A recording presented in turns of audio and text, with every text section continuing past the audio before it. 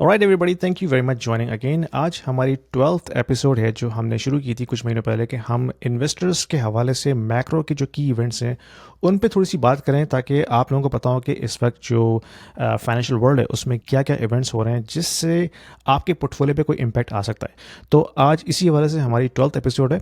और जो main event हुआ है लास्ट वीक वो ऑफ कोर्स फेडरल रिजर्व का जो इंटरेस्ट रेट कट है वो हुआ है, उस पर हम थोड़ी सी बात करेंगे। लेकिन उस पर जाने से पहले जो ट्रम्प ने धमाका किया है वीकेंड के ऊपर कि भाई उसने H1 वीज़ा के ऊपर $100,000 का टैग लगा दिया है, जिसकी वजह से काफ़ी हलचल मच चुकी है इस वक्त। खासतौर पर जो टेक जॉब्स के लिए लोग जाते हैं यहाँ पे उनको बड़ी परेशानी हो गई है। ऑफ कोर्स उनका फ्यूचर उसके ऊपर रिलाई करता है। तो हम इस पर थोड़ी सी बात करेंगे क्योंकि जब लास्ट टाइम ट्रम्प आया था उसने इसी किस्म की पॉलिसी जो है वो इम्पोज की थी, जिसकी वजह से कनाडा पे बहुत इम्पैक्ट आ गया था उन टेक वर्कर्स का, जिसकी वजह से वली के साथ एक उनकी पर्सनल स्टोरी है जो हम उनसे सुनेंगे ताकि हम अंदाज़ा लगा सकें कि अब नेक्स्ट इस हवाले से क्या हो सकता है। तो हमारे साथ हमारे गेस्ट मौजूद हैं। वली, अस्सलाम वालेकुम, कैसे हैं आप? भाई साहब यासीन क्या हाल है? सब सेट है? ठीक ठीक ठाक। तो वली, ट्रम्प की न्यूज़ पे जाने से पहले हम थोड़ा सा बात कर रहे थे कि जो हमारी पिछली एपिसोड थी उस पर कुछ कमेंट्स आए थे, तो हम थोड़ा सा उस पर नज़र डाल लेते हैं कि अगर ऐसे कमेंट्स हैं जिनको हम अभी एड्रेस कर सकते हैं तो हम इसको अभी शुरू में एड्रेस कर हाँ लेते हैं। यार, यू राइट। मैं यही सोच रहा था कि अब हम जो हैं जब भी नई वीडियो बनाएं तो उससे पहले जो है प्रीवियस वीडियो के जो कमेंट्स हैं वो ज़रा क्विकली देख लें, ऑल्दो कि बहुत ज़्यादा कमेंट्स नहीं थे।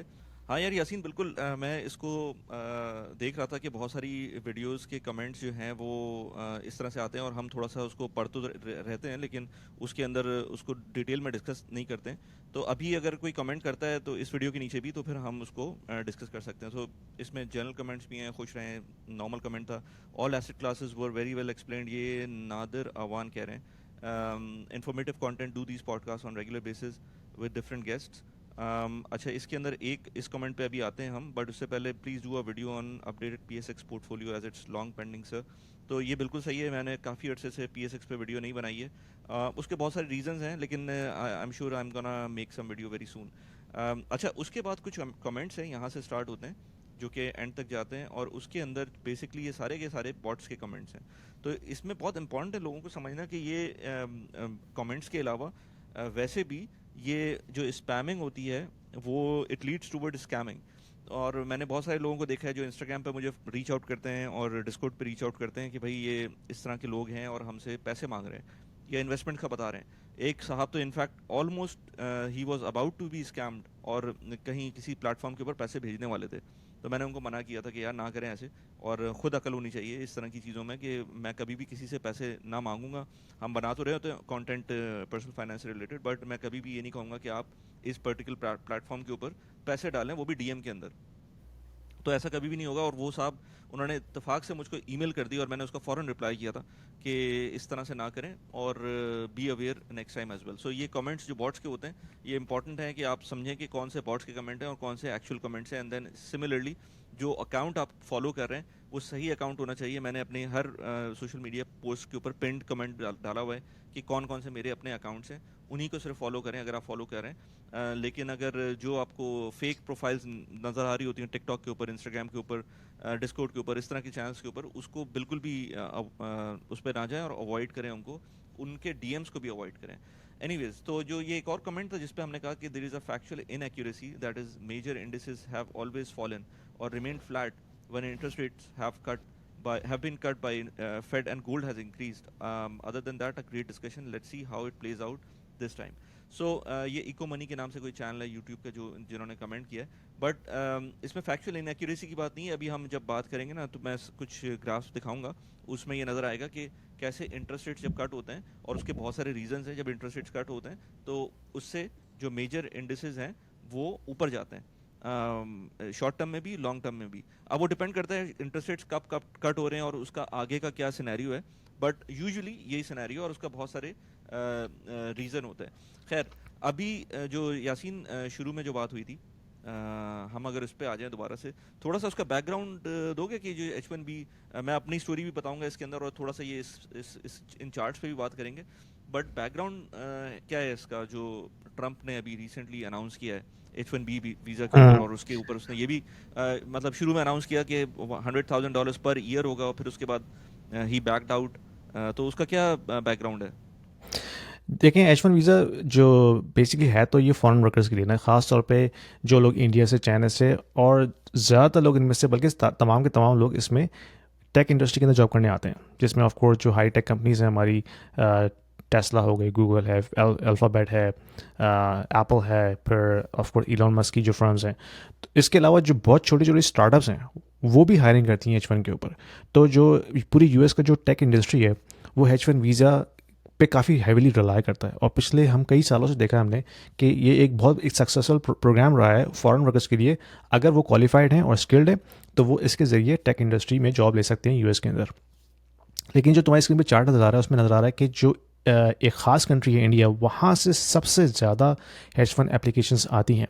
और ट्रम्प ने लास्ट टाइम भी इसी तरह की पॉलिसी लेके आया था कि उसने जो H1 वीज़ाज़ हैं वो या तो टेम्परेरी पॉज कर दिए थे या बैन कर दिए थे।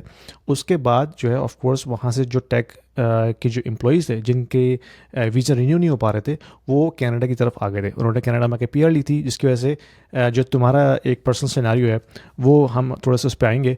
लेकिन बेसिकली तो ये फॉरेन वर्कर्स को हायर करने का एक प्रोग्राम है। लेकिन ट्रम्प की जो थीसिस है वो ये है कि भाई उसने अमेरिकन लेबर को प्रोटेक्ट करना है, जो कि एक तरह से एक अच्छा रीज़न है कि भाई उसने अगर अमेरिकन को जॉब्स देनी है तो ऑफ कोर्स उसको जो इन्फ्लो है फॉरेन वर्कर्स का वो कम करना पड़ेगा। और इसीलिए उसने वो टैग लगाया है कि भाई अगर किसी कंपनी को हायर करना भी है तो दैट इज़ द प्राइस।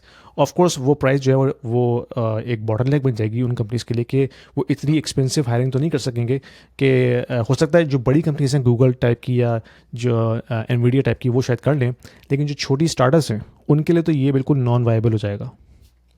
बिल्कुल। अच्छा, इसके अंदर जो अगेन ये जो चार्ट है इसके अंदर जो लेफ्ट साइड वाला चार्ट है इसमें दिखा रहे हैं कि किस किस डोमेन के अंदर लोग हायर होते थे, जिसमें app software development, computer systems engineering, computer system analyst, computer programmers, ये सारे ऑफ कोर्स वो टेक से रिलेटेड ही लोग ज़्यादातर H1B के ऊपर जाते थे। एंड जो प्रॉब्लम थी उसके अंदर वो जो ट्रम्प ने बात की, उसने कहा कि जिस टाइम पे ये प्रेस कॉन्फ्रेंस हो रही थी उसके और उसके जो लोग आसपास थे, I forgot the name of that person, जो जो बंदा सबसे ज़्यादा हार्वर्ड हार्वर्ड लुटनिक जो उसका हाँ वो है, हाँ, ट्रेड लटनिक ने सेक्रेटरी है। बोला था, बार बार बोला था, दो दफ़ा लटनिक ने बोला था, मेरे ख्याल से ट्रम्प ने भी दो दफ़ा बोला था कि ये फीस $100,000 पर ईयर है। यानी कि अगर आप 6 साल का H1B के ऊपर हैं, जो कि प्रोग्राम नॉर्मली 6 साल का होता है, तो उसके अंदर आपको $100,000 पर ईयर देने, तो $6 लाख आपको पे करने होंगे, और आपको खुद को नहीं, यानी कि आपकी कंपनी जो हायर कर रही है उसको पे करने होंगे। सो वी कैन इमेजिन कि क्या क्वांटम होता इस पूरे सिनेरियो का। और उसमें ये भी कहा था कि ये नए एप्लीकेंट्स के लिए नहीं होगा, ये सबके लिए होगा, ओवरऑल होगा। फिर बाद में ये जब ये सारा और ये 21 सितंबर से आई थिंक इन्फोर्सेबल था, तो जो लोग H1B वीज़ा के ऊपर थे और ट्रैवल किया हुआ था, उन्होंने बाहर गए हुए थे यूएस से, वो पैनिक में आ गए थे और यूएस की फ़्लाइट जो हैं वो सर्च कर गई थी बहुत ज़्यादा इंडिया टू, क्योंकि इंडियंस हैं बहुत सारे H1B तो होल्डर्स, तो वो वहाँ से सर्च कर गई थी फ़्लाइट। जो लोग यूएस से जा रहे थे वेकेशंस पे उन्होंने डिसम्बार्क किया था प्लेन से, तो बहुत पैनिक हो गया था। और माइक्रोसॉफ्ट ने एडवाइजरी भी कर दी थी कि आप नहीं जाएं अपने एम्प्लॉयज़ को जो H1B वीज़ा होल्डर्स थे। तो बहुत सारा पैनिक हो गया था, बट इवेंचुअली उन्होंने जो एडमिनिस्ट्रेशन है उसने कहा कि नहीं नहीं, ये जो है बेसिकली नए H1B वीज़ा होल्डर्स के लिए है। और ये इवन $100,000 की जो फ़ीस है ये भी एनुअल नहीं है, ये वन टाइम है, फर्स्ट टाइम एप्लीकेशन के टाइम पर है। तो मतलब इतना पैनिक क्रिएट करना मुझे नहीं समझ में आता, इतने बड़े कंट्री, इतनी सुपर पावर, और उसमें इतना बड़ा उसका प्रेसिडेंट, और वो इस तरह का पैनिक क्रिएट करता है लोगों में, जानबूझ के करता है। आई थिंक जानबूझ के करता है। मेरे और ख्याल में फिर उसके बाद वो जानबूझ के करता है, क्योंकि ये इसका स्टाइल है ना, ये एकदम हाँ से एक धमाका करता है और फिर उसके बाद उसको जो है ना बैक ट्रैक करता है। ये इसकी तमाम जितनी भी पॉलिसीज़ हैं उसमें हमें एक कंसिस्टेंट थीम नज़र आई है। वो टैरिफ के मामले में ये होता कि उसने टैरिफ एकदम लगा दिया 100%, 50%, और फिर बाद में नेगोशिएशन करके जो है इसको बैक ट्रैक किया। हाँ तो ये इसका स्टाइल है कि आप उससे कुछ भी एक्सपेक्ट कर सकते हैं। हाँ बिल्कुल। अच्छा, हम्म। इसमें बड़ा एक इंटरेस्टिंग पॉइंट था। खैर अब तो ये H1B का कंफर्म हो गया कि आप जब भी अप्लाई करेंगे तो $1 लाख आपको आपकी कंपनी को पे करना है। तो it is very difficult. I don't know if you know this H1B visa. मैंने जितने भी लोगों को जाते हुए H1B वीज़ा पे देखा है, आई would say 70% of the people are going who have gone, वो अब छोटी कंपनीज के थ्रू गए।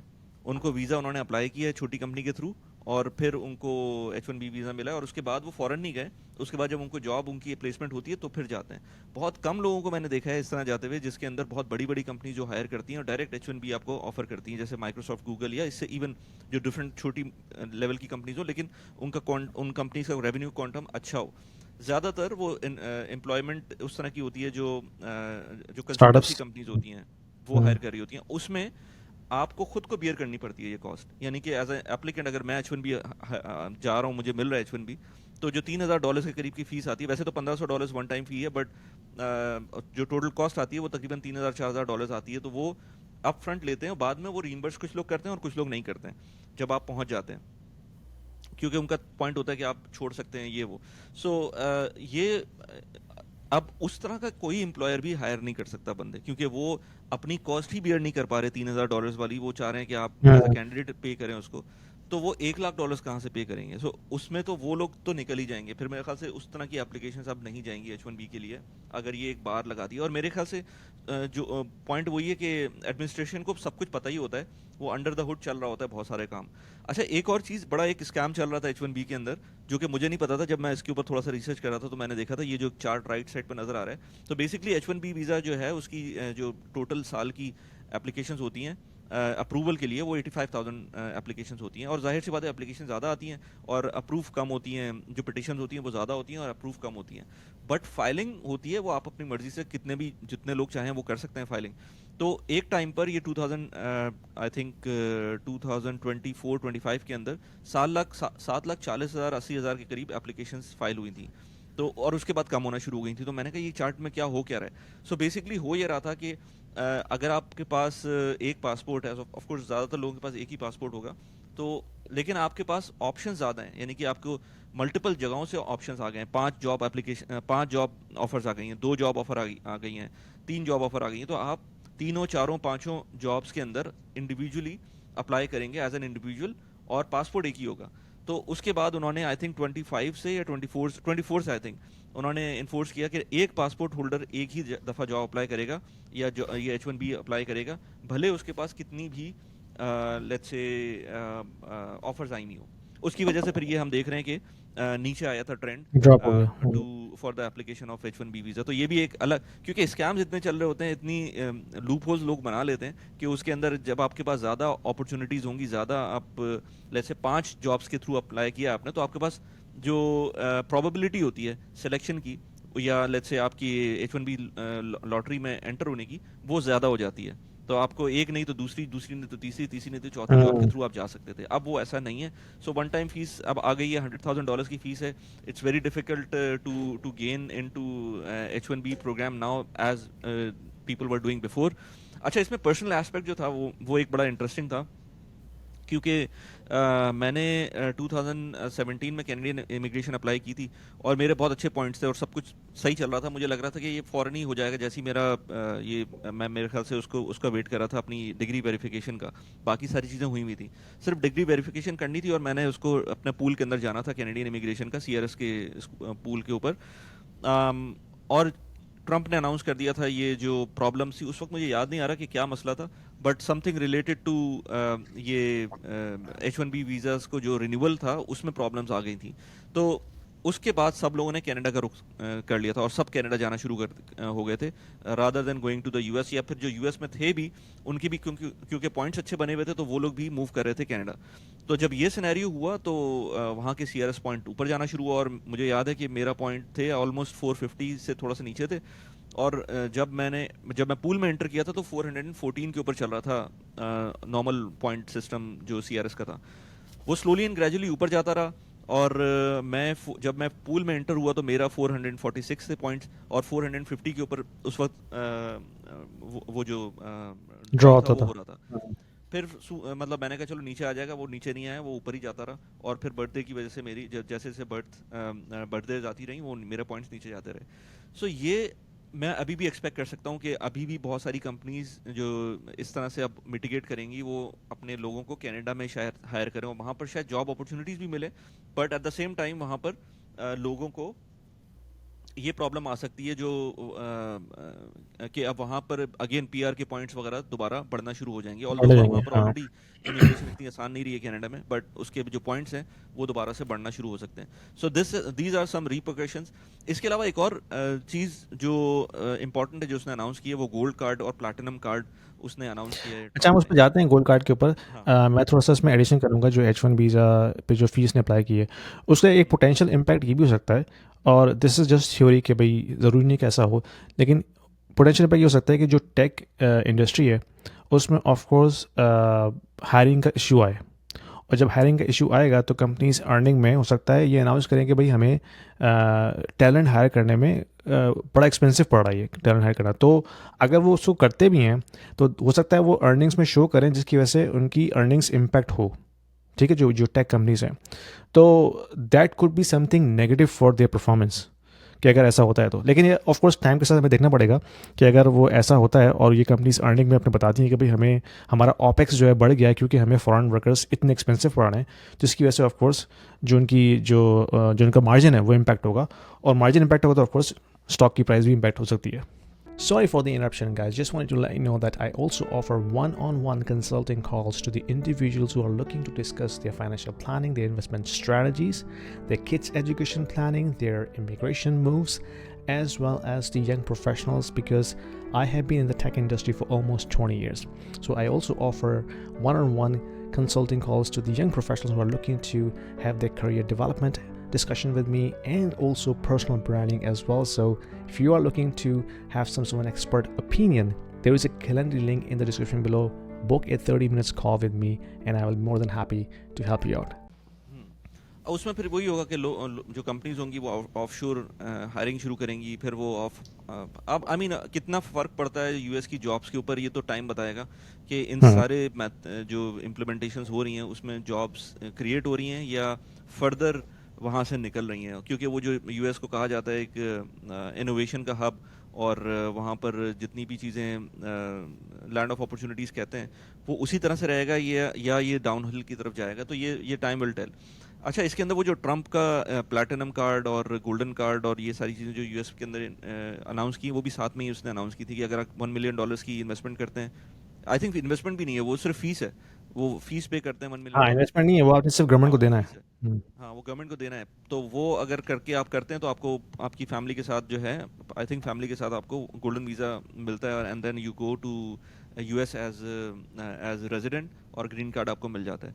सो बहुत सारे लोग कह रहे हैं कि $1 मिलियन बहुत ज़्यादा है, बट आई नो बहुत सारे ऐसे लोग हैं जिनके लिए $1 मिलियन कोई चीज़ नहीं होगी, वो कहेंगे ठीक है कोई मसला नहीं है, हम्म। ये इतने पैसे हम इन्वेस्ट कर सकते हैं एक ऐसे मुल्क का पासपोर्ट लेने के लिए। एट द सेम टाइम जो कंपनीज के लिए उन्होंने कहा है कि वो उसके लिए $2 मिलियन की सीलिंग है, कि लोग कंपनीज अगर खुद बंदा हायर करना चाहती हैं तो वो $2 मिलियन पे करेंगी। And then at the same time platinum card भी है। आई थिंक प्लैटिनम कार्ड जो मुझे समझ में आया है वो ये है कि उसके अंदर भी आपको अच्छे खासे पैसे पे करने, but at the same time उसमें अगर आप नॉन रेजिडेंट रहते हैं तो उसमें कुछ टैक्स की एग्जम्पशंस भी हैं। सो वो अभी क्लियर नहीं है, बट वो भी एक चीज़ है जो कि बड़ी इंटरेस्टिंग है कि वहाँ पर कुछ अब वो सोच रहे हैं कि अगर आप ओवरसीज़ हैं, यूएस सिटीजन हैं बट आप ओवरसीज़ हैं लेकिन आप इस रूट के थ्रू आएँ, तो हो सकता है आपको कुछ टैक्स की एग्जम्पशंस भी आएँ, जो कि एक बहुत बड़ा फैक्टर होता है। इवन दो कि जो $1 मिलियन वाले लोग हैं वो कहेंगे अच्छा ठीक है हमसे $1 मिलियन ले लें, हम यूएस में रहेंगे नहीं, बट हम टैक्स भी पे नहीं करेंगे यूएस वाला। तो वो हम्म। एक पॉइंट है जो लोग शायद लोगों को मसला हो तो उन्होंने उस चीज़ के लिए भी मिटिगेशन लेकर आए हैं। सो ट्रम्प क्योंकि बिजनेसमैन है, वो हर तरह से सोच रहा होता है, कैपिटलिस्ट माइंडसेट है उसका, वो हर तरह से यही चीज़ सोच रहा होता है कि किस तरह से मैं पैसे मैक्सिमाइज बनाओ। कर सकूं रेवेन्यू को। हम्म। तो और ये भी यस। है ना कि जैसे हमने बात की ना कि बहुत हर तरह के लोग होते हैं। हो सकता है अक्सर के लिए ये बिल्कुल बेकार सी चीज़ हो, लेकिन बहुत से ऐसे लोग होंगे जिनके लिए ये बहुत बड़ी चीज़ होगी, जो चाहते होंगे कि यार मेरे पास इस तरह के मुल्क का कोई पासपोर्ट या इवन रेजिडेंसी हो कि जब मुझे ज़रूरत पड़े, ख़ास तौर पे अपने लिए नहीं बल्कि अपने बच्चों के लिए, तो मेरे पास ये एक राउट हो सकता है उनके लिए ये $1 मिलियन कोई बड़ी चीज़ ना हो। तो time will tell, I think इसमें बहुत से लोग हो सकता है अप्लाई करें, ख़ासतौर पे वो लोग जो स्टेटलेस हैं या जिनके पास कोई अच्छी स्टेट का पासपोर्ट नहीं है लेकिन वो वेल्दी हैं और उनको उनका बिजनेस इतना है कि वो अफोर्ड कर सकते हैं $1 मिलियन। तो आई थिंक उस तरह के लोग जो है वो इजीली अफोर्ड करेंगे इसको।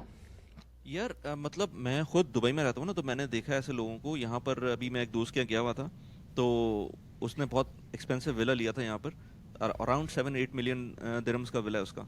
तो वो मुझे अपना पड़ोसियों को बता रहा था, कह रहा था कि बराबर में इराकी रहता है और इस साइड पर पैलेस्टीनियन रहता है, और जो मैं देख रहा था उनके विलाज, वो तो उससे भी बेहतर उन्होंने डेकोरेट किए हुए थे और बहुत ज़्यादा उसमें काम किया हुआ था। तो दोनों, मैंने पूछा उससे कि इनके पास पासपोर्ट की क्या सिचुएशन है, कह रहा था शायद कैरेबियन पासपोर्ट हो वरना नॉर्मल पासपोर्ट होगा। मैंने पूछा था उससे, तो ज़्यादा उसने बताया नहीं था, इसका मतलब है शायद नॉर्मल पासपोर्ट हो। तो ऐसे लोग जिनके जो जिस घर में रह रहे हैं वो 8 मिलियन दिरहम्स की वर्थ है, तो यानी कि ऑलमोस्ट 2 मिलियन डॉलर्स या इससे भी ज़्यादा की वर्थ तो घर की है। तो इमेजिन कर सकते हैं कि उनकी नेटवर्थ कितनी होगी और वो क्या इस वक्त हम्म। सिनेरियो होगा उनका। सो इस तरह के लोग तो खुशी खुशी इतने पैसे देने को तैयार होंगे कि यार हमारी जो ज़िंदगी में एक बहुत बड़ा बॉटलनेक आया हुआ है अपने पासपोर्ट की वजह से, वो ख़त्म हो जाएगा अगर हम ये पैसे खर्च करते हैं। सो ये बहुत अच्छा रूट है बहुत सारे लोगों के लिए, तो हमें शायद समझना है। बट ऐसे लोग होते हैं जो वाकई मल्टी, और ये बात अगेन ट्रम्प को पता है।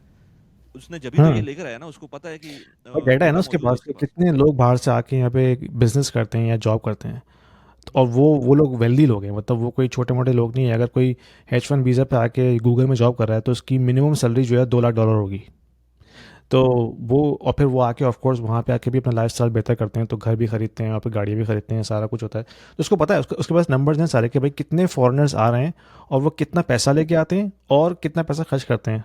तो वो और उस कितने बेस पे ये इंटेंशन है पॉलिसी जो बना आना रहा है। चाहते हैं लेकिन उनके पास हम्म। ऑप्शन नहीं है, क्योंकि यूएस के अंदर वो ये जो ईबी वीज़ाज होते हैं वो भी सब हम्म। लोग यूज़ नहीं करते, क्योंकि वो उसमें रूट फ्रिक्शन वाला होता है। ये जो उसने बना दिया है ना, ये पैसे होने चाहिए, थोड़ी सी वेटिंग होगी एंड आप लैंड कर सकते हैं। तो हम्म। ये बड़ा स्ट्रेट फॉरवर्ड रूट है, और बहुत सारे पैसे वालों को स्ट्रेट फॉरवर्ड रूट चाहिए होता है, उनको ये नहीं होता कि हाँ, हम ये करें वो करें, बिल्कुल। इस चीज़ों के अब बाद जो पाकिस्तान की निकलें। एग्जांपल ले लें ना, पाकिस्तान में एक बहुत बड़ा तबका ऐसा है जो बहुत मालदार है, हम्म। और उनके पास पैसे की कमी नहीं है, लेकिन उनको ऑप्शंस चाहिए। इसीलिए वो दुबई की तरफ जाते हैं ना। लेकिन उनको हम्म। ऑप्शन मिल जाएगा, भैया $1 मिलियन खर्च करें, आपकी पूरी फैमिली जो है सेट हो जाएगी यूएस में जाके 1 साल के अंदर। तो हम्म। उनके लिए मेरे ख्याल में ये कोई इतनी बड़ी चीज़ नहीं होगी। बिल्कुल ऐसे ही है। अच्छा, अब जो है वो हम उस पॉइंट पर आते हैं कि अब आप जो है ना नेक्स्ट 20, लेट्स से आपने 2020 की अगर रैली मिस कर दी है, 2020 के अंदर आपने कुछ नहीं किया, तो अब आप कुछ कर सकते हैं कि नहीं कर सकते हैं। तो इंटरेस्ट रेट्स वर्सेस स्टॉक्स की एक स्लाइड है मेरे पास, जिसमें नज़र आ रहा है कि किस तरह से यूएस के इंटरेस्ट रेट्स प्रीवियसली रहे थे 2016 से लेकर अब तक 10 साल का डेटा ये, और उसमें क्या सिनेरियो बना था और अब क्या सिनेरियो बन रहा है। और इसमें एक बहुत बड़ा फैक्टर जो अभी अगली स्लाइड्स में नजर आएगा कि पी रेशियो जो कि वैल्यूएशन का है कंपनीज की, वो एक बहुत बड़ा पॉइंट आता है। लोग कहते हैं कि यार 25-30 के ऊपर पी रेशियो चला गया है, बहुत ज़्यादा एक्सपेंसिव हो गई है स्टॉक मार्केट, तो उस पर भी बात करेंगे। But this is how it is, like interest rate जो है ब्लू कलर की लाइन में नज़र आ रहे हैं, और जो ग्रे कलर की लाइन है वो आपकी स्टॉक मार्केट इंडेक्स को शो कर रही है। सो जहाँ पर जो लेट्स से 2018 से लेकर आगे 2020 तक ये इंटरेस्ट रेट्स बढ़ना शुरू हुए थे, तो स्टॉक मार्केट स्टॉल हो गई थी, वो नीचे रही थी, वो ऊपर नहीं जा रही थी। बट जैसे ही उसने इंटरेस्ट रेट डिप हुए थे, तो हमने देखा कि किस तरह से स्टॉक मार्केट ने एक जंप लिया था। फिर दोबारा से 2020 के अंदर जब उस इंटरेस्ट रेट्स का जो जो बढ़ना शुरू हुए दोबारा से, क्योंकि इन्फ्लेशन आ गई थी तो इंटरेस्ट रेट्स बढ़ना शुरू हुए थे, तो फिर दोबारा से वो डिप आई थी एक 2020-2023 के अंदर। फिर उसके बाद से दोबारा जब ये बातें शुरू हुई कि इंटरेस्ट रेट्स अब नीचे आएंगे, तो उसके बाद से फिर ये स्टॉक मार्केट ने, क्योंकि स्टॉक मार्केट फॉरवर्ड लुकिंग होती है, उसको अगर एक दफ़ा भी हिंट मिल जाए कि आगे कुछ होने वाला है ऐसा, तो वो अपने प्राइस को एडजस्ट कर लेती है। सो यहाँ पर हम्म। अगर लेट से हम कहते हैं कि जैसे लास्ट वीडियो में भी हमने बात की थी कि इन्फ्लेशन जो है वो पहले तो 2% की बात होती थी, अब वो 3% के ऊपर बात हो गई है, तो शायद वो 3% पे रखें। तो अगर इन्फ्लेशन को 3% का टारगेट रख लेते हैं तो इंटरेस्ट रेट्स, इसका मतलब है फर्दर नीचे जाएंगे। और अगर तुम कुछ कहना चाहो उसके अंदर कि फेड ने आगे की क्या गाइडेंस दी हुई है इस साल की, हाँ, जब हमें सिर्फ 3 महीने रह गए हैं, तो 3 महीने के अंदर मेरे ख्याल से कितने रेट कट्स होने हैं अभी और। जो उनका डॉट प्लॉट था जो उन्होंने पेश किया, उसके मुताबिक 2 रेट कट और एक्सपेक्टेड हैं इस साल में, 2025 में। हम्म। तो दैट मीन्स 25 बेसिस पॉइंट के 2 रेट कट एक्सपेक्टेड हैं before the end of this year. अगर अच्छा, उस पर मैं थोड़ा सा और ऐड करूँगा कि हिस्टोरिकली मैंने ये देखा है कि रेट कट जब भी होते हैं तो उसकी वजह क्या है। उसकी वजह मल्टीपल हो सकती हैं। एक तो ये वजह हो सकती है कि भाई अगर बहुत बड़ा क्राइसिस आया हो, जैसे पेंडेमिक में हुआ था कि पूरी दुनिया की इकॉनमी जो है बंद हो गई थी और कुछ भी नहीं चल रहा था, मार्केट ऑलरेडी क्रैश कर चुकी थी और फैक्ट्रीज बंद हो गई थी, एयरलाइंस बंद हो गई थी। तो उस वक्त जो फेड ने एग्रेसिव रेट कट किए थे, उसके बाद जाके मार्केट दोबारा उठी थी। तो डिपेंड करता है कि जो रीज़न है रेट कट का वो क्या है। तो अगर या तो कोई बहुत बड़ा क्राइसिस है या बहुत बड़ा कोई लिक्विडिटी इवेंट हो गया, जैसे कि 2008 में हुआ था, 2008 में लिक्विडिटी इवेंट हो गया था, इसके बाद बैंक्स के पास जो है ना वो पैसा नहीं था मार्केट में डालने के लिए, तो बैंक्स फ्रीज हो गए थे ऑलमोस्ट। जो बड़े बड़े बैंक्स थे, लीमन ब्रदर्स और बेयर स्टर्न्स, वो कोलैप्स हो गए थे ओवरनाइट। तो उसको एड्रेस करने के लिए फेड ने इमरजेंसी रेट कट किए थे। तो अगरचे रेट कट किसी इमरजेंसी क्राइसिस को एड्रेस करने के लिए हो रहे हैं, देन ऑफ कोर्स मार्केट उसमें क्रैश करती है, ठीक है। लेकिन इस सिनेरियो में अभी कोई इमरजेंसी सिचुएशन नहीं है और इन्फ्लेशन भी 3% के ऊपर है, और इस सिचुएशन में फेड जो है रेट कट कर रहा है, that could be most likely bullish for stocks, क्योंकि इमरजेंसी सिचुएशन नहीं है, कोई वजह नहीं है इस तरह की कि जिस पे आपने जो है एग्रेसिवली रेट कट करने हैं, और जबकि इन्फ्लेशन ऑलरेडी हाई है। तो मोस्ट लाइकली जो जो रिस्क एसेट्स हैं जिसमें स्टॉक्स होते हैं, क्रिप्टो हैं, वो परफॉर्म करते हैं हिस्टोरिकली। तो that is something I think ये मैं ऐड करना चाह रहा था कि वजह क्या होती है रेट करने की, वो इम्पैक्ट करती है मार्केट को। अगर कोई क्राइसिस है तो हाँ ऑफकोर्स क्राइसिस में हर चीज़ नीचे जाती है, लेकिन अगर क्राइसिस नहीं है, दैट मीन्स ये रिस्क एसेट जो हैं वो मजीद ऊपर जाएंगे। बिल्कुल। अब इसके अंदर जो है जिन लोगों ने पहले रैली मिस कर दी है वो आगे देख सकते हैं। अच्छा, इसके अंदर एक बड़ा इंटरेस्टिंग पॉइंट है। अगर ये चार्ट्स देखें तो इसके अंदर बेसिकली अगेन मैंने थोड़ा सा लेफ्ट साइड पे जो चार्ट्स हैं उसके अंदर वही चार्ट को जो टॉप वाला चार्ट है तो वो तो वही वाला जो लास्ट टाइम हम देख रहे थे, लेकिन जो नीचे वाला चार्ट है उसके अंदर नज़र आ रहा है कि इन्फ्लेशन का जो रेट है वो किस तरह से जब से इंटरेस्ट रेट्स ऊपर गए वो इन्फ्लेशन नीचे आना शुरू हो गई है। लेकिन अभी अगर लास्ट जो हम इन्फ्लेशन का डेटा देखेंगे कुछ क्वार्टर्स का, तो उसके अंदर दोबारा से इन्फ्लेशन थोड़ी सी ऊपर आई है, बट इवन देन उन्होंने रेट कट्स किए हैं। और उसका रीज़न अगेन जॉब मार्केट का था कि जॉब मार्केट थोड़ी सी स्टॉल हुई हुई थी, उसमें डिप आई थी, तो वो उसको ऑल्दो के 0.25 बेसिस पॉइंट्स का कट था, बट 0.25 बेसिस पॉइंट्स का कट सिर्फ कुछ नहीं होता, उससे बिजनेसेस शायद इतने इम्पैक्ट ना हो जितने उनको आगे की फॉरवर्ड गाइडेंस मिलती है कि अच्छा अब शायद और फर्दर रेट कट्स हो सकते हैं, तो आगे जाकर उनको थोड़ा सा बेहतर रेट्स मिलेंगे, एंड देन उसकी वजह से वो थोड़ा सा ज़्यादा बोरोइंग कर सकते हैं और उसकी वजह से वो लोग ज़्यादा हायर कर सकते हैं, सो एंड सो फोर्थ। तो ये इस तरह से एक साइकिल चल रहा होता है। अच्छा, जो लोग जो पॉइंट था इस स्लाइड का वो ये कि जो हिस्टोरिकल चार्ट है ऑलमोस्ट ये मेरे ख्याल से काफ़ी लंबा चार्ट है, ऑलमोस्ट कोई 90 ईयर्स का तो नहीं है, इसमें लिखा 90 ईयर्स है लेकिन ये 90 ईयर्स का नहीं है। आई थिंक ये कोई होगा 50 ईयर्स का। तो उसके अंदर हम देखते हैं कि पी रेशियो क्या रहा है। तो अगर हम 2008 का क्राइसिस देखें, उसके अंदर किस तरह से प्राइसेस ऊपर गई थी या स्टॉक मार्केट ऊपर गई थी और उसके बाद नीचे आई थी, तो हमारा पी रेशियो एक ज़माने में 120 तक पहुंच गया था स्टॉक मार्केट का। आज वो 31 ऐसी कुछ मेरे ख्याल से पी रेशियो है। तो अभी भी जो लोग कह रहे हैं कि बहुत ज़्यादा हाई हो गया पी रेशियो, तो मेरे ख्याल से अभी भी ज़रूरी नहीं है कि वो हाई हो। तो अगेन पॉइंट वही है, no one can time the market. आप कभी भी नहीं समझ सकते, हो सकता है ये ऊपर ही जाता, अगले 5 साल तक हो सकता है ये इसी तरह से ऊपर जाता रहे, और हो सकता है अगले कुछ टाइम के बाद ये 2 साल के लिए मार्केट फ्लैट हो जाए। सो अगर आपके पास अपने पैसे रखे हुए हैं और लॉन्ग टर्म के लिए रखे हुए हैं, तो उसको अपने पास रखना फजूल है, क्योंकि हम कोई भी एसेट क्लास उठा लें 2020 से लेकर 2021 से लेकर अब तक, कुछ एसेट क्लासेस ने 2 टाइम्स, कुछ ने 3 टाइम्स, कुछ ने 4 टाइम्स रिटर्न्स दिए। तो आपने अगर अपने सिर्फ पैसे रखे हुए हैं तो उसको तो इन्फ्लेशन ने उसको हाफ कर दी, उसकी amount depending on what kind of asset you are looking at, half कर दी है, 1/3 कर दी है, 1/4 कर दी है आपकी जो बाइंग पावर है। सो अगर आप उसको उस तरह से देखते हैं तो आपको हर सूरत में इन्वेस्टेड रहना चाहिए। कितना देर के लिए कौन से एसेट क्लासेस में, ये आप अपने खुद से डिसाइड कर सकते हैं, बट इंपॉर्टेंट ये है कि इन्वेस्टेड रहें। अगर नहीं रहेंगे, सिर्फ कैश रखेंगे जो कि इमरजेंसी वाला नहीं है, नॉर्मल कैश आपके हाथ में, तो वो आपको इम्पैक्ट करेगा और फ्यूचर एक्सपेक्टेशंस जो हैं वो बीट कर देती हैं किसी भी वैल्यूएशन को। आज कोई बात हो जाए ना कि भाई चाइना ने कहा है कि एनवीडिया, हमारा सारा काम हम एनवीडिया को दे रहे हैं और हमारे सारा एआई की काम जितना भी है वो एनवीडिया करेगा, तो वैल्यूएशन कुछ भी हो एनवीडिया की, उसकी जो स्टॉक प्राइस है वो कहीं से कहीं पहुंच जाएगी। सो जो एक्सपेक्टेशंस है वो बहुत इंपॉर्टेंट होती हैं, मार्केट एक्सपेक्टेशंस के ऊपर चल रही होती है। सो ये था, मैंने कहा थोड़ा सा एक्सप्लेन कर दें कि इंटरेस्ट रेट्स और स्टॉक्स और बाकी एसेट क्लासेस वो किस तरह से बिहेव करती हैं जब आपके रेट कट्स होते हैं। Financial education is very important for everybody, especially for the kids who are still at school. Because when they grow up and go into the professional lives, if they don't know how to manage their finances, that is going to be a disaster to begin with. I have just published an ebook for the kids aging between 10 and 16 years to understand how they can manage their finances. So when they grow up, they know exactly how to manage their personal finances, because I have broken it down at a very, very basic level. What is money? How can we save? How can we invest? What is debt? How can we use debt? What is credit card?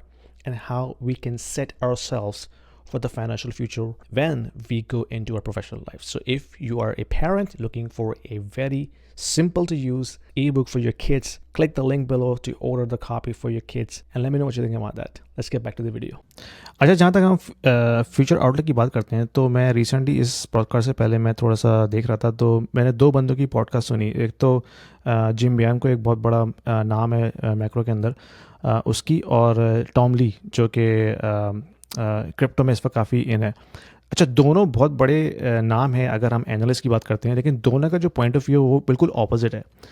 Gym बियान को कहता है कि भाई inflation 3% पे है, ठीक है, जॉब मार्केट वीक है कंपैरेटिवली, लेकिन अगर हम देखते हैं कि पॉपुलेशन ग्रोथ नहीं हो रही, ठीक है, बॉर्डर क्लोज हुए हुए, इमिग्रेशन नहीं बढ़ रही यूएस के अंदर, और फिर जो आइस उनका जो दायरा है वो पकड़ पकड़ के लोगों को डिपोर्ट कर रहा है.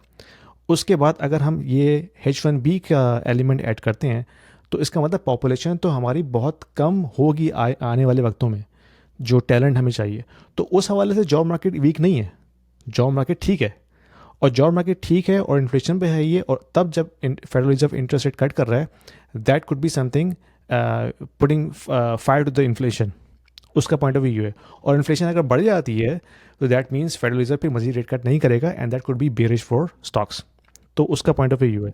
जबकि मैं टॉम ली की बात सुन रहा था, वो कहता है कि क्योंकि AI, ब्लॉकचेन, इसकी वजह से प्रोडक्टिविटी में बहुत बूस्ट आने वाला है, जिसकी वजह से अगर इन्फ्लेशन होती भी है, वो इन्फ्लेशन उतना मैटर नहीं करेगी जितनी प्रोडक्टिविटी गेंस की वजह से आपको अर्निंग्स ग्रोथ नज़र आएगी. तो वो बहुत बुलिश है कि नेक्स्ट 3 to 5 ईयर्स बहुत बुलिश उसको नज़र आ रहे हैं, जिसकी वजह से जो ग्रोथ स्टॉक्स हैं, जो AI से रिलेटेड स्टॉक्स हैं, या क्रिप्टो है, वो उसने जो है ठीक ठाक परफॉर्मेंस दिखा रही है. तो दोनों के व्यूज़ बिल्कुल डिफरेंट हैं. तो मेरे ख्याल में हमें ऑफ कोर्स इस पर अपना व्यू रखना पड़ेगा, लेकिन मोस्ट लाइकली अगले 6 महीने बताएंगे कि इन्फ्लेशन वाकई में बढ़ती है कि नहीं बढ़ती. अगर इन्फ्लेशन बढ़ती है, और क्योंकि टैरिफ का जो इम्पैक्ट है वो अभी तक आया नहीं है, उसमें टाइम लगेगा, और हो सकता है by the end of spring next year और बिफोर द समर हमें वो इन्फ्लेशन का जो टैरिफ का जो इन्फ्लेशन का इम्पैक्ट है वो नज़र आए. तो अगर इन्फ्लेशन बढ़ती है उसकी वजह से, then of course federal reserve फिर जो है ना अपने गैस पे से पैरा डालेगा, कहेगा नहीं भाई अब तो मैंने रेट कट नहीं करने, बल्कि हो सकता है मुझे बढ़ाने पड़ जाए. फिर वो ऑफ कोर्स स्टॉक्स के लिए थोड़ा सा बेरिश होगा. लेकिन अगर ऐसा नहीं होता और वाकई में AI की वजह से जो है ग्रोथ आती है, प्रोडक्टिविटी बढ़ती है, देन फिर स्टॉक्स और क्रिप्टो जो है वो ऊपर जाएंगे. बिल्कुल. अच्छा, इसके अंदर एक बड़ा इंटरेस्टिंग एस्पेक्ट है यूएई का, क्योंकि मैं यूएई में हूँ, तो लोगों को मैं उसके पॉइंट ऑफ व्यू से भी बताना चाहता हूँ कि अब यहाँ क्या सिचुएशन है. अब प्रॉब्लम ये होती है कि जब भी आप यूएस के अंदर कुछ भी होता है ना इंटरेस्ट रेट से रिलेटेड, तो वो डायरेक्ट इम्पैक्ट आता है यूएई के ऊपर, क्योंकि दिरहम एंड डॉलर्स आर पैक्ड. और जब इस तरह की सिनेरियो आता है तो इकोनॉमी कुछ भी हो यूएई की, आपका वही चीज़ सेंट्रल बैंक यहाँ पर करता है जो यूएस ने किया हुआ होता है. तो यहाँ पर तो इस वक्त कोई ऐसा मसला नहीं था, ना जॉब्स का मसला है, ना लेट्स से ना आपकी ग्रोथ का मसला है. सारी चीज़ें सही चल रही हैं, प्रॉपर्टी मार्केट ऊपर जा रही है, मतलब ओवरऑल इकोनॉमी बुरी नहीं चल रही. तो अगर independent country as an independent country देखा जाए यूएई को, तो यहाँ पर इंटरेस्ट रेट को हिलाने की ज़रूरत नहीं थी. बट क्योंकि वहाँ पर इम्पैक्ट आया है, तो यहाँ पर भी इंटरेस्ट रेट्स कम हुए हैं और आगे भी कम होंगे. तो उसका डायरेक्ट इम्पैक्ट आएगा एसेट क्लासेस के ऊपर, जो यहाँ की लोकल एसेट क्लासेस हैं. तो यहाँ खास पर तौर पर नजर रियल आएगा एस्टेट पे. आपको कि जो ना प्रॉपर्टी प्राइस और बढ़ सकती है. सो पॉइंट वही है कि लोग जो कह रहे होते हैं कि एक तो ये कि हमें नज़र आ रहा है यूएई के अंदर एक ट्रैफिक, अभी मैं बाहर देख रहा था, फुल इस वक्त जाम हुआ हुआ है ट्रैफिक, मतलब आगे लोग जो है ना हिल नहीं पा रहे हैं. और ये सिनेरियो सुबह के टाइम पर हो रहा होता है. एक तो ये कि पॉपुलेशन ग्रोथ है, दूसरा ये कि बहुत सारे कंट्रीज़ पे एम्बार्गो लगा हुआ है, जो पाकिस्तान जैसे कंट्रीज़ हैं वहाँ के वीज़ाज इतने आराम से नहीं मिलते. तो वो मसला अलग है. At the same time investments आ रही हैं, लोग बाइंग कर रहे हैं, और ऐसा भी नहीं है कि वो बाइंग करके छोड़ रहे हैं, उसके अंदर लोग रह भी रहे हैं. और अगर इमेजिन करें कि पाकिस्तान जैसे मुल्कों की अगर वीज़ास खोल देते हैं, फिर क्या यहाँ पर किस तरह का इन्फ्लक्स होगा. If you are an investor in the US, in Canada, or in Europe, and you are considering investing into Dubai real estate market, this video is for you, because we have a platform called Stake, which allows you to invest into the residential real estate market and start earning rental income right away without going through a lengthy documentation process or coming up with a heavy down payment. Stake is built upon the concept of crowdfunding. So it is democratizing the entire investment strategy and allows you to own a single unit of the entire investment portfolio. So you don't have to own the entire property, right? You can be part of the pool that can actually own a piece of property, a piece of real estate.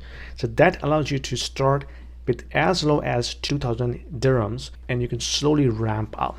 So as you start investing into it, you can not only own a bit of real estate, but you also get a portion of the rental income on monthly basis. So it's a passive investment strategy, diversifying your portfolio from traditional North American or European markets into Dubai, which is hustling and bustling and growing very fast, and allows you to build your wealth over time. So don't delay. There is a link down there in the description. If you click on this, it will give you free 200 dirhams in your account right away to start with, and you can thank me later. सो ये सारी चीज़ें होते हुए अगर आपके interest rates कम होना शुरू होते हैं, ऑल्दो कि यहाँ पर कैश मार्केट ज़्यादा है, अब थोड़ा सा इसकी जो पहले थी, लेट्स से जो कैश वर्सेस मॉर्गेज की जो मार्केट थी वो पहले आई थिंक 30-70 थी, अब वो 50 ऑलमोस्ट 50-50 की तरफ पहुँच गई है. तो एक बड़ी जो आवाम है वो मॉर्गेज करती है. मतलब जो लोग यहाँ रह रहे हैं, जो परमानेंट रेजिडेंट हैं, परमानेंट तो नहीं, लेट्स से जो रेजिडेंट है वो तो ट्राई करते हैं कि चलो अपना घर हो जाए, अब अगले 10 साल के अंदर उसकी ओनरशिप आ जाएगी. तो अगर उस पॉइंट ऑफ व्यू से सोचे तो अगर लेट्स से मॉर्गेज रेट कम होना शुरू होते हैं तो वो लोग भी चाहेंगे कि हम प्रॉपर्टी बाय कर लें. सो इसलिए यहाँ पर मेरे ख्याल से एसेट क्लासेस अभी स्टॉल नहीं होंगी. जो पहले बात हो रही थी कि 10% की करेक्शन आ सकती है, तो हो सकता है वो भी ना आए, या हो सकता है आ जाए, यू नेवर नो. बट अगर इंटरेस्ट रेट इसी तरह से कम होना शुरू होंगे तो वो अगर अभी इस वक्त 3.75 से कम का मॉर्गेज मिल रहा है, तो किसी टाइम पर वो 3% का मिलना शुरू हो जाएगा. बैंक्स थोड़े से और उसके अंदर रिलैक्स होंगे. कंपटीशन आएगा तो और कम कर सकते हैं. सो इमेजिन कि अगर वो कम होता जाएगा तो वो फिर एक टाइम आएगा कि लोग कहेंगे कि यार रेंट से ज़्यादा बेहतर है कि हम फिर मॉर्गेज कर लें. सो वहाँ पर भी फ्यूल हो सकता है, इन्फ्लेशन फ्यूल हो सकती है. अच्छा, वहाँ पर कुछ यूएस में हो रहा है, बट यहाँ इन्फ्लेशन आ रही है, क्योंकि रेंटल इन्फ्लेशन एक बहुत बड़ा फैक्टर होता है जब भी आप किसी भी कंट्री के अंदर इन्फ्लेशन को जज कर रहे होते हैं. बिल्कुल बिल्कुल.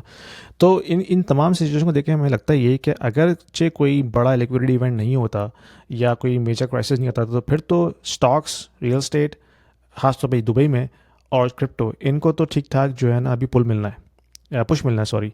और हमें लगता है कि next 3 to 6 months I think are going to be very bullish, unless कोई बड़ा क्राइसिस ना आ जाए बैंकिंग की तरफ से या कोई लिक्विडिटी इवेंट नहीं हुआ है, तो फिर हम ऑफ कोर्स देखेंगे कि भाई उसमें तो सब कुछ डूबता है.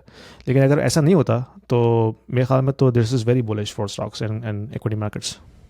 बिल्कुल ऐसी है. आई थिंक हमने सारे पॉइंट्स कवर कर लिए हैं आज के. हाँ बिल्कुल, सारे हो गए. पर इसमें ये था कि लेबर मार्केट एक कंसर्न था फेडरल रिजर्व का, जिसकी वजह से उन्होंने इन्फ्लेशन के हाई होने के बावजूद रेट कट किया है.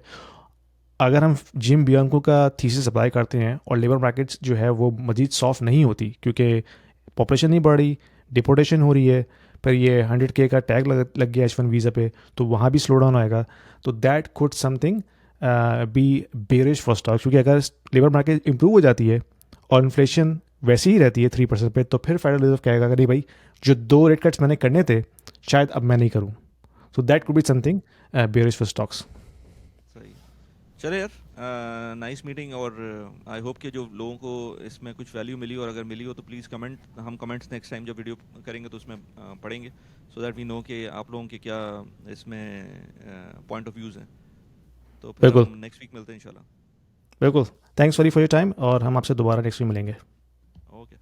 ओके, अल्लाह हाफिज़. चलो जी, हो गया. अच्छा, इसमें हमने